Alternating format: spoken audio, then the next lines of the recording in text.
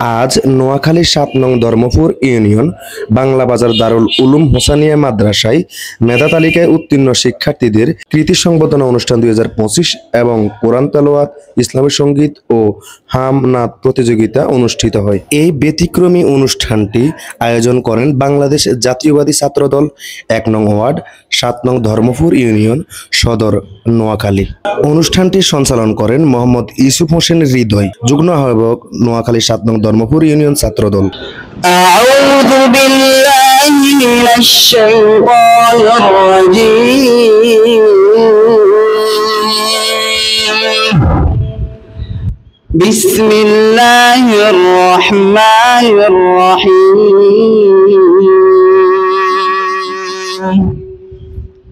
ইয়া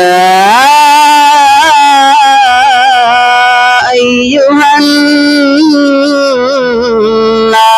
ضرب مثل فاستمعوا له إن الذين تدعون من دون الله لن يخلقوا ذبابا। মারহাবা। এই পর্যায়ে সঙ্গীত পরিবেশন করবেন মোহাম্মদ সৈকত। আমারি মনেতে আছে যে মদিনা, তাই তোরি দয়া আমার দেরি সহে না। সাল্লাল্লাহু আলাইহি ওয়াসাল্লাম।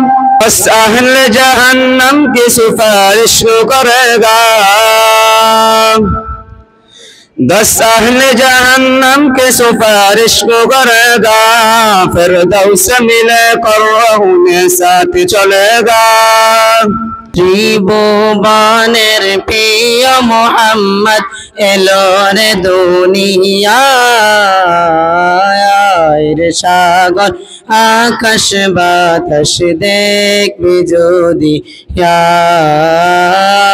রে সাগর আকাশ বাতাস দেখবি যদি নবী আল্লাহ শফি আল্লাহ হাবিবাল্লাহ।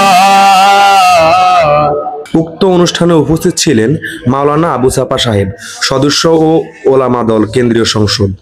আরও উপস্থিত ছিলেন হাফেজ আবুল খায়ের, প্রতিষ্ঠাকালীন সভাপতি বাংলা বাজার দারুল উলুম হোসানিয়া মাদ্রাসা, এবং হাজী আব্দুর রব সাহেব, বিশিষ্ট সমাজসেবক। আরও উপস্থিত ছিলেন মাওলানা রুহুল আমিন সাহেব, মুহাতামিম বাংলা বাজার দারুল উলুম হোসানিয়া মাদ্রাসা। এছাড়াও উপস্থিত ছিলেন জহিরুল ইসলাম জহির, সিনিয়র যুগ্ম আহ্বায়ক সদর উপজেলা স্বেচ্ছাসেবক দল, এবং আব্দুর রহিম আমিন, সিনিয়র যুগ্ম আহ্বায়ক নোয়াখালী ৭ নং ধর্মপুর ইউনিয়ন যুবদল, ও মোহাম্মদ ইউসুফ হোসেন হৃদয়, যুগ্ম আহ্বায়ক ৭ নং ধর্মপুর ইউনিয়ন ছাত্রদল। উক্ত অনুষ্ঠানে সভাপতিত্ব করেন আবুল বাশার খোকন, সভাপতি ৭ নং ধর্মপুর ইউনিয়ন ১ নং ওয়ার্ড ছাত্রদল। আরও উপস্থিত ছিলেন সাধারণ সম্পাদক ফিরোজ আলম এবং সাংগঠনিক সম্পাদক আব্দুল্লাহ আল আবিদ, ১ নং ওয়ার্ড ছাত্রদল। সর্বশেষ উক্ত অনুষ্ঠানে বাংলা বাজার দারুল উলুম হোসানিয়া মাদ্রাসায় কৃতি সংবর্ধনা অনুষ্ঠান 2025 প্রতিযোগিতায় বিজয়ীদেরকে মেহমান বিন্দুরা পুরস্কার হাতে তুলে দেন। সর্বশেষ সবাইকে আবার একটু স্মরণ করিয়ে দিচ্ছি, এই ব্যতিক্রমী অনুষ্ঠানটি আয়োজন করেছেন বাংলাদেশ জাতীয়তাবাদী ছাত্রদল ১ নং ওয়ার্ড ৭ নং ধর্মপুর ইউনিয়ন সদর নোয়াখালী।